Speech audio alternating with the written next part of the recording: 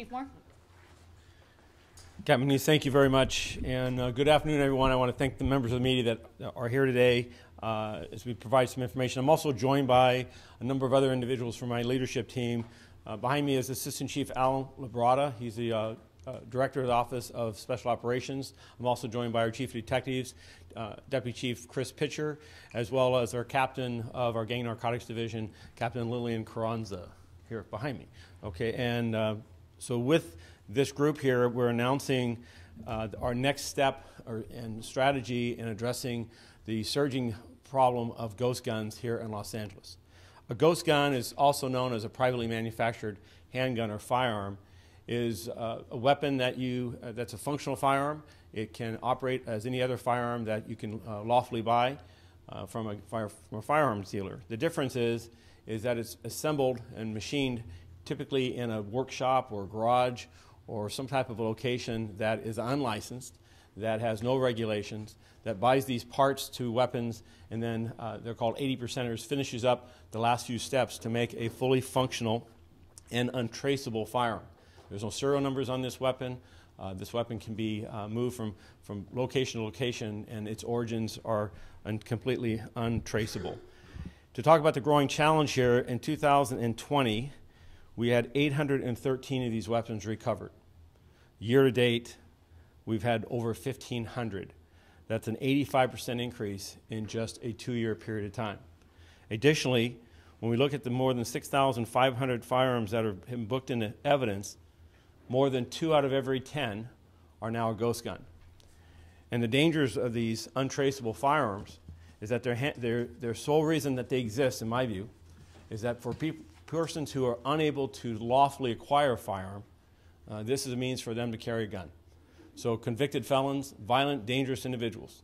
This last year, or year to date, officer-involved shootings in 9 separate instances, officers have faced individuals armed with ghost guns. When you go back to 2018, just 4 short years ago, during the entire year, officer-involved shootings, there was 1 involving a ghost gun. So the guns are proliferating not only in the hands of dangerous individuals, and their numbers are continue to grow, but they're also resulting in death and injuries across the city, and including endangering the lives of our police officers as well. Person in possession of a person in possession of a ghost gun faces federal and state charge exposure. The U.S. 18 U.S.C. 922 makes it unlawful for any person to engage in a business of importing, manufacturing, or dealing in firearms, an unlicensed dealer. Exposure on that federal case is up to 10 years of imprisonment. If the person has prior felony convictions, that number can grow to include 15 years to life in prison. So in the federal statutes, they take this matter very seriously, as they should. We are working closely with our U.S. Attorney, Martin Estrada, to pursue federal prosecutions for individuals that are manufacturing these weapons. They're manufacturing death. Secondly, there are state charges. State charges include manufacturing an assault weapon, which offers a midterm of 6 years of state prison. And then, of course, the next con in possession of a firearm has up to a 3-year prison term. And I'm thankful that here in Los Angeles, there's a municipal code also that the mere possession or sale or transfer of a ghost gun offers a misdemeanor count, which could be as much as 1 year in county jail. We're establishing this ghost gun manufacturing trafficking tip program as our next step in combating this issue. I'm thankful for the LA Crime Stoppers and as an organization who are going to work with us in providing a system for anyone who has information about a manufacturer or an assembler of these weapons. They can go to LAPD, they can go to LACrimestoppers.org, or they can call a 1-800 number, 1-800-222-TIPS. That's 1-800-222-8477. They can be anonymous. And what will happen is each one of those tips will go out to the gun narcotics detail, that division of detectives in our gun unit, or our area narcotics investigators. And they will be investigating and following up on these tips. As tips come in and we locate individuals who are manufacturing these weapons, reward monies, hundreds of dollars, and in larger scale operations, thousands of dollars of reward payments will be made. Again, this can be done anonymously, and this can be done, and the means of accomplishing this is we believe that many people are aware of where these shops are operating. And this is a financial incentive to encourage them to report them, bring that information before us so we can remove these guns from the street. A typical manufacturer can assemble 10, 20, 30, 40, 50 of these weapons in a week. The machine parts can be bought online, assembly kits can be bought online, and this is a very profitable area. And what is driving the proliferation of these weapons is simple greed. These weapons sell for many times more than the value of the weapon from a licensed gun dealer. At this point, I'd like to introduce the board member of LAPD, of LA Crime Stoppers, Jordan Lipple. Jordan? Thanks, Chief. Again, Jordan Lipple. We're honored to be partners with LAPD on this initiative. And remember, as the Chief said, 1-800-222-TIPS. You can rename anonymous. And any questions, you can refer to our website as well, lacrimestoppers.org. Thank you. All right, any questions for us? Relatively straightforward. Yes? The fact that there will be different size rewards for different busts. Can you give us any breakdown of how that will work? Sure. Typically an award, such like a $500 reward, would identify an individual that is manufacturing on a smaller scale. But I believe that we have others that are making a living, a livelihood, and are manufacturing in a higher volume. We're coming at this much like we do with narcotics.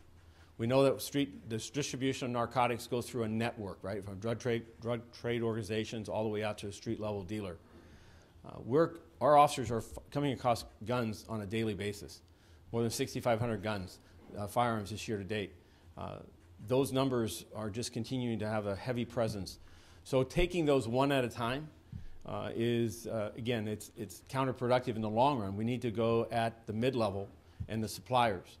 And while the United States is working on the commercialization of this to outlaw those gun part traffickers that are located out of state, we have state laws now that prohibit that material coming in, being imported into the state of California, and then sold on the underground market.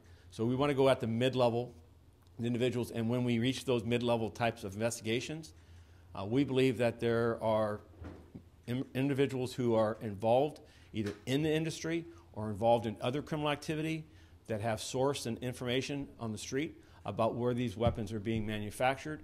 If they will work with us, we will incentivize, just as we do with narcotics and other important areas of investigations, to incentivize people to step forward and bring this information to us so we can disrupt the supply chain. Pete. Prior to a couple months ago, the vast majority of these 80% kits were being made in states like Arizona or Nevada. Is it your belief, and that of the investigators, that they are shifting manufacturing processes here now into California? No, what's happening is the part suppliers are still out of state, but the assemblers, if you will, are ordering. We're working with the district attorney's office now to persuade MasterCard, Visa, and American Express not to allow their interstate payment systems to be used for purchases from those sites. You can go to ghostguns.com. You can readily find sellers of parts. The assembly is who we're going after. We can't stop the commerce. Apparently, the interstate commerce aspect of that it's beyond our reach. But we do think we can reach and will prosecute and work with the U.S. Attorney as well as our district attorney to prosecute the assemblers of those kits once they're arriving here in the Los Angeles region. Are all of these kits winding up in the hands of criminals without any serial numbers at all? That's correct. So are the manufacturers now they're basically facing a conundrum.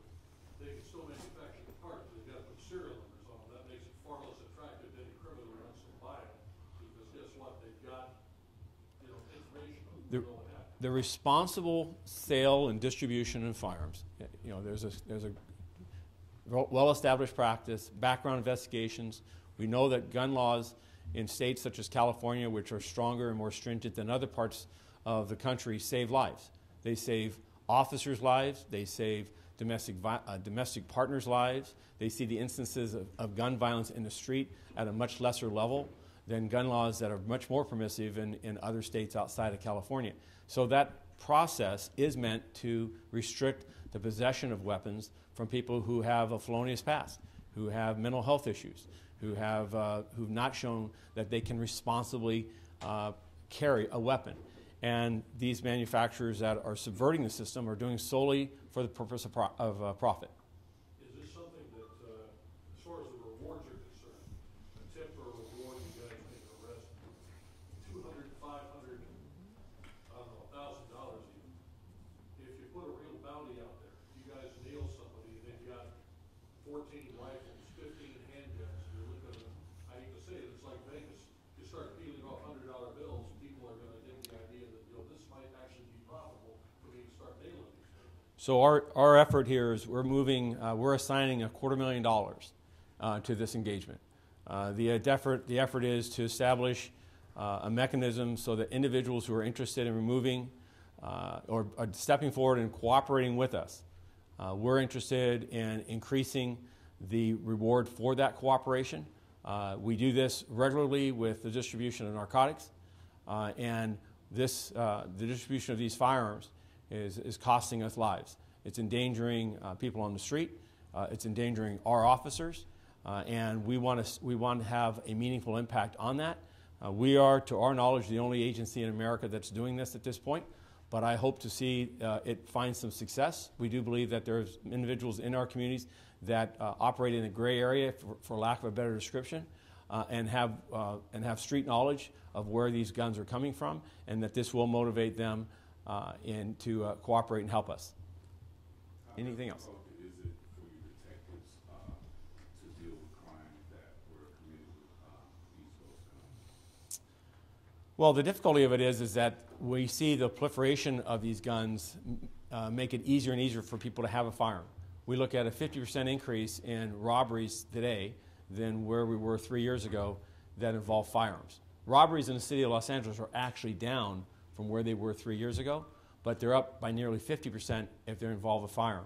So the difficulties of these weapons is the ease of which now they're ending up in the hands of people who are ex-cons that have continued in a life of violence, have continued a life of crime, and now they can access this by purchasing them in the underground market. So now, lastly, once we have a person and we find this weapon in the hands of an individual, or we find it at a scene, because it's non-serialized, it's impossible to trace. It's just a bucket of parts.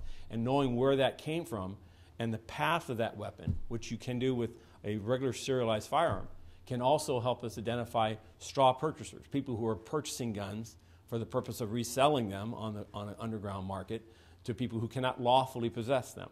It allows us to identify with serialized numbers FFL, licensed firearm dealers, that are not playing by the rules, are not following the requirements for the lawful sale and distribution of firearms. So that non-serialized component is a dangerous aspect of it. But I'll just draw attention to, when you look at the firepower, these are weapons of war.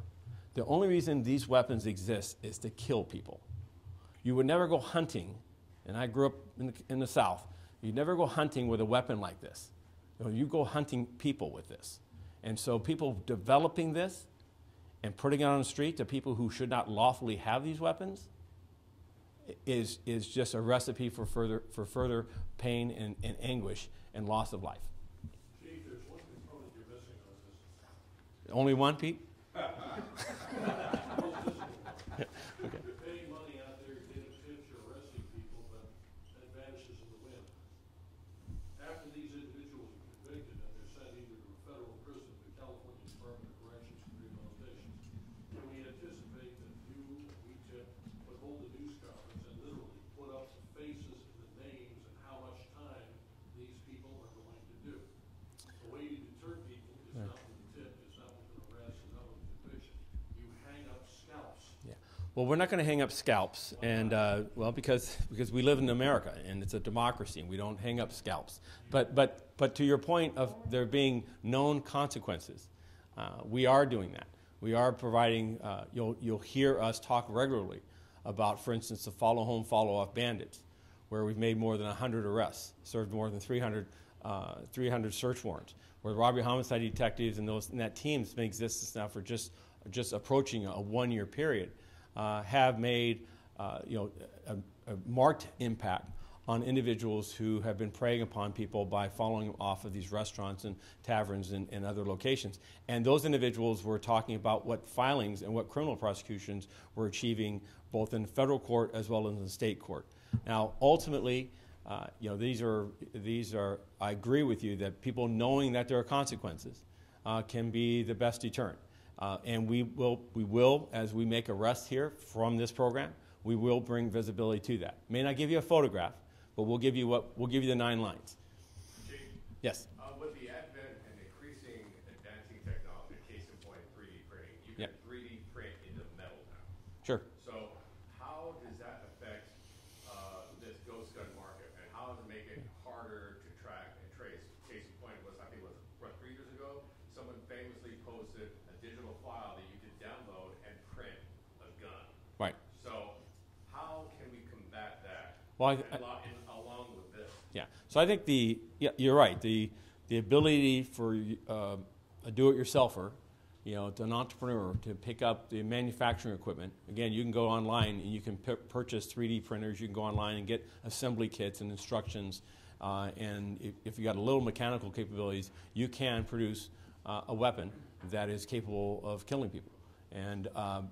And the way of which deterring that is through enforcement, and having consequences for individuals engaged in that. What's driving most people, and I believe, in manufacturing these weapons is simple greed. So how do you go against greed? You've got to establish a counterpoint that it's not worth the crime. It's not worth the crime. It's not worth the time they're going to face if they engage in this conduct. And we recognize that this will not solve the entire problem, but it's another step in a direction to stop the proliferation of these weapons that continues to represent a significant challenge of safety in our community and also safety of our officers. So if we can deter and cut this by 10%, 20%, 30%, then we've made a step of progress in that direction. Chief, in regards to the weapons on display, the photos of these seizures, what can you tell us? Are these recent seizures? So I'm going to introduce Captain Carranza. And I think she's probably in the best position to detail this and give you a storyboard of what is before you. Good afternoon. My name is Lillian Carranza. I'm the commanding officer of Gang and Narcotics Division. And photos that are depicted here, they are of recent seizures by our Gun and Narcotics Division in partnership with other law enforcement agencies, as well as our patrol officers in the field. Guns on the left? The guns on the left, I know that Detective Pat Hoffman is more intimately aware of each one of these weapons, so I will let him. Thank you. Good afternoon. My name is Detective Pat Hoffman. I work Gang and Narcotics Division, the gun unit. The guns on display here were seized, all part of one case that came out of our Foothill area. It happened about a year ago. Every gun you're going to see on the table is a ghost gun. We have the various stages of ghost guns, from the intimacy level where you buy the box, the actual jig, and the kit, which is generally in the city of Los Angeles. 90% of the ghost guns we see citywide are responsible for polymer 80. You can buy that kit on the internet, which is the box in the right-hand corner. They will send it to your house. You buy a barrel, some spring components, some trigger components, and at the bottom of the table, you have the completed product, which is a semi-automatic handgun. The other guns on display are assault weapons made from, if you look below the polymer 80 box, that is a lower receiver to a rifle, generally your AR-15 style rifle. You can buy that lower receiver on the internet, just like the polymer 80 handgun. It gets sent to your house. You buy some trigger components, a barrel, you can mill it and drill it, and you will have what you see here, a completed product, which is a rifle. And the completed product is legal to own for personal use? In the state of California, you would have to get a FUMBUS number within 10 days of assembly or manufacturing that firearm. I'm sorry, what is it?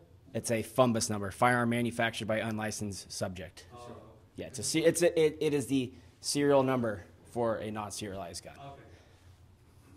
So that case is from the Foothill area. These other cases were from the, I don't want to get too into specifics, but from the Valley Bureau area of our of the LAPD. The machinery that you have up there, the machines, what are those items? This right here is a 3D printer as well.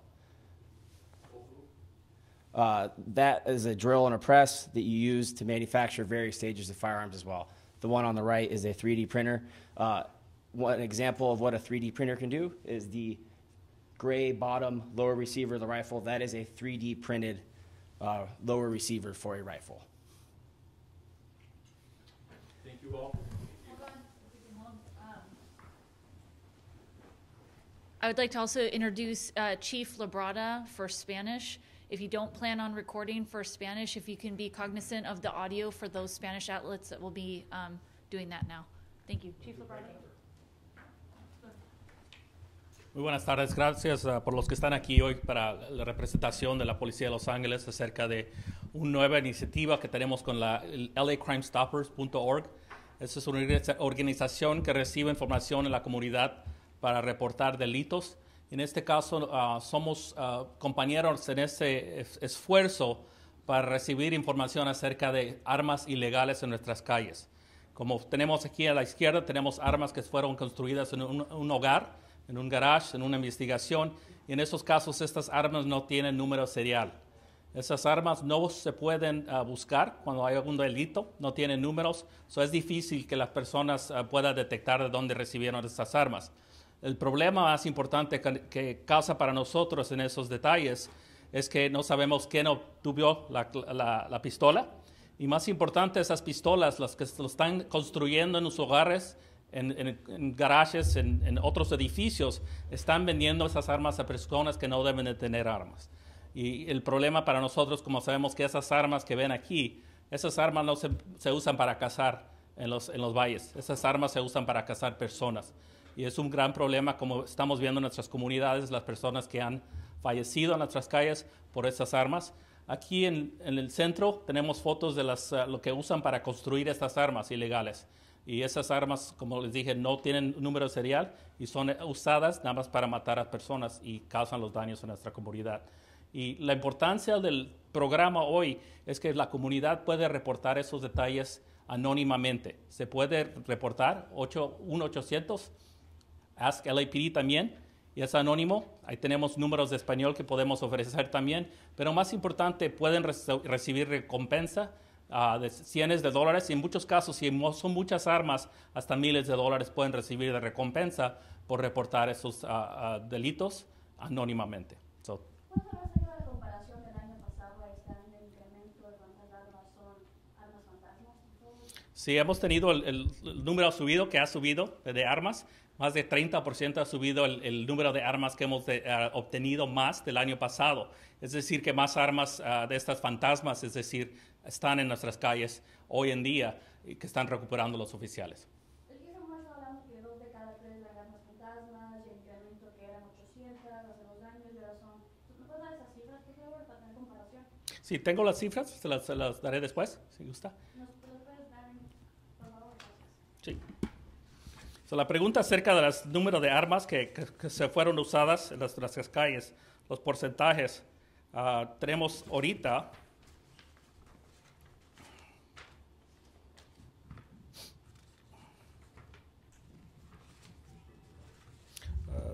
compared to last year. Comparadamente, se recuperaron totalmente más de 6,800 armas en 2021. En el 2022 se recuperaron 6,524 armas totales. Y como dije, 30% de esas armas que han subido son números de armas fantasmas. Y la última pregunta, dijo que hace 2 años solo una vez solo una arma fantasma, pero ahora eran 2 de cada 3. Solo eso en antes. Sí, ahorita, como dije, los números que han subido, las cifras de los números de armas fantasmas, estamos viendo los niveles subir de arrestos, pero también hemos visto muchos incidentes que tenemos oficiales que han sido disparados por incidentes de armas también de fantasma. Hemos subido 9 incidentes este año que han usado a individuos armas fantasmas con nuestros oficiales para dispararles. A comparación del año pasado que era uno, ¿verdad? Sí. ¿Qué es lo que están enfrentando las personas que construyen esas armas ilegales? Bueno, ahorita tenemos cargos que pueden ser federales, que pueden recibir hasta 10 años. Tenemos también cargos estatales y locales, municipales aquí, que pueden recibir hasta 1 año de cárcel. Pero más importante, pues, recuperando esas armas, quitándolas de las calles, es lo más importante para nosotros.